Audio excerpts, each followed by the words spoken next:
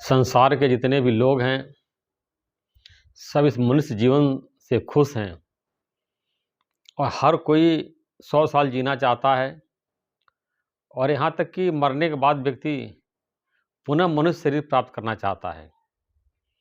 कोई भी मोक्ष नहीं चाहता है और कोई भी पशु योनियों में नहीं जाना चाहता है। तो आज हम लोग चर्चा करेंगे कि किन कर्मों से मनुष्य जो है दोबारा मनुष्य जन्म की प्राप्ति होती है।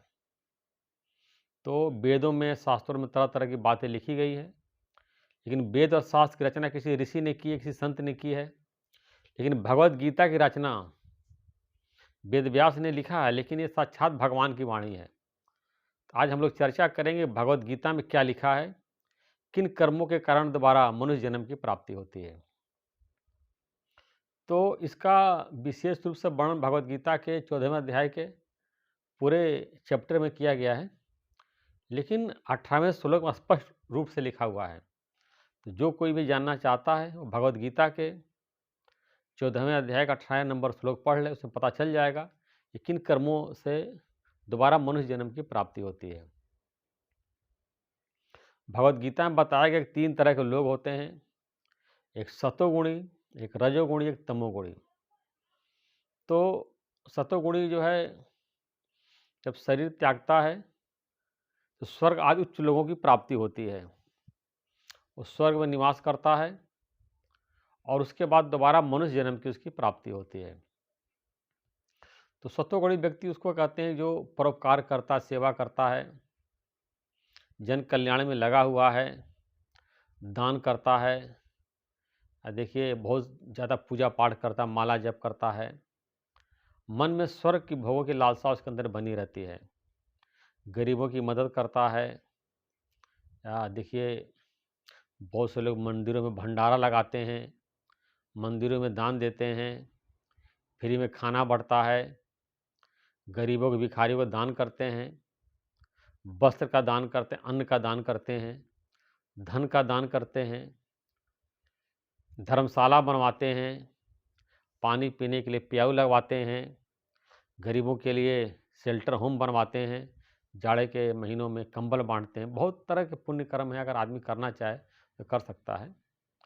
तो उनके द्वारा वो स्वर्ग में निवास करता है बहुत दीर्घ काल तक। उसके बाद दोबारा मनुष्य शरीर की प्राप्ति होती है।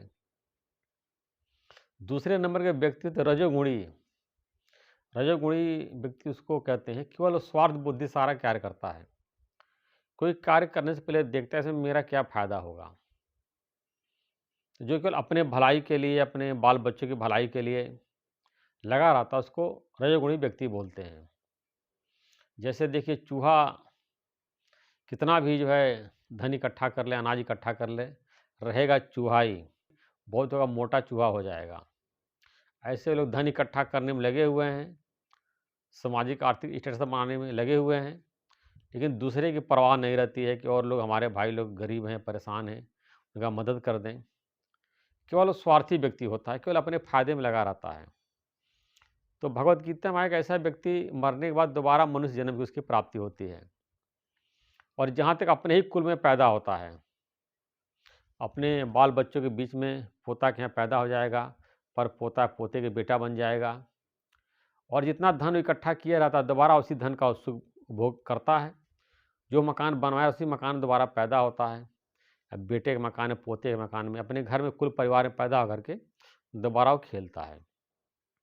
रजोगुणी व्यक्ति किसी को नुकसान नहीं हर्ट नहीं पहुंचाता है, केवल अपने फायदा में लगा रहा, स्वार्थी व्यक्ति होता है। तीसरे प्रकार के व्यक्ति तमोगुणी व्यक्ति।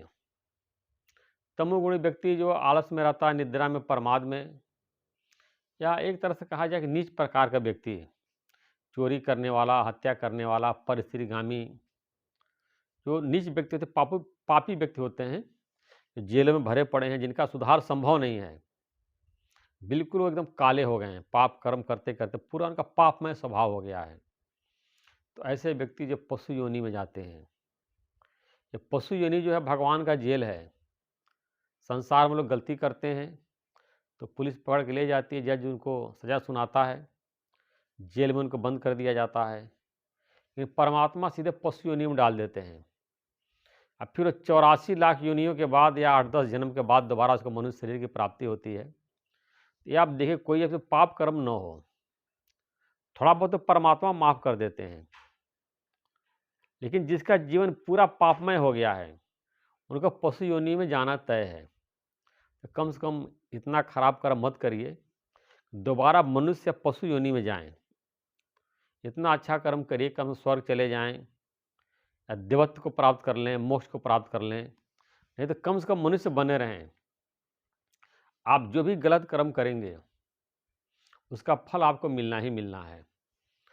तो हमारे हिसाब से अगर देखा जाए, तो 99% लोग रजोगुणी व्यक्ति हैं, केवल अपने फ़ायदे में लगे हुए हैं।